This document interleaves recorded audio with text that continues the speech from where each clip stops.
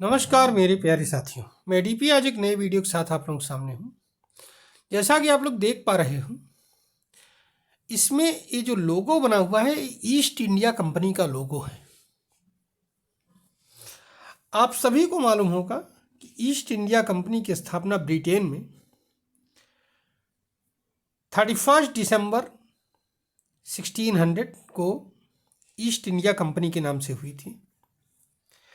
Britain की महारानी ने इसको ईस्ट एशिया में व्यापार करने का अधिकार दिया था। बाद में इसने इंडिया में शासन करना शुरू कर दिया। एक जमाना था, यह एक व्यापारिक कंपनी थी जो कि इंडिया में शासन कर रही थी। एक जमाना था जब इसमें 2,60,000 सैनिक थे, अर्थात ब्रिटेन की सेना से भी दोगुने सैनिक इसमें थे।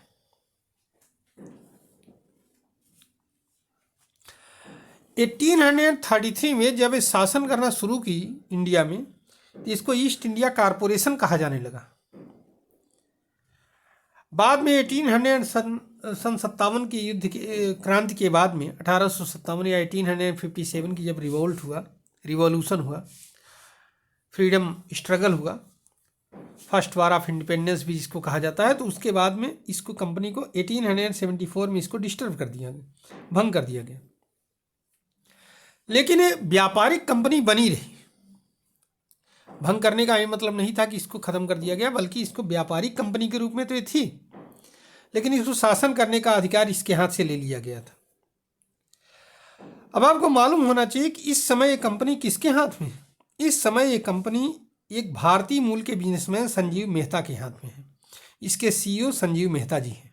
यही जो फोटो लगा हुआ है देख रहे हैं आप।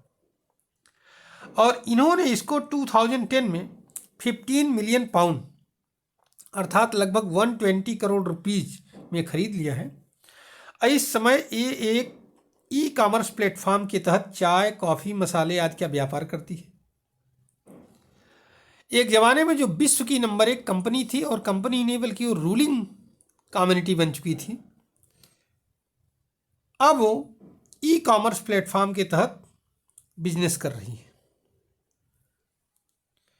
इसका headquarter east India house, London, great Britain में है। तो इस समय की बात है। आज का वीडियो मैं यहीं पर समाप्त कर रहा हूँ। धन्यवाद, नमस्कार, जय हिंद, जय भारत, वंदे मातरम।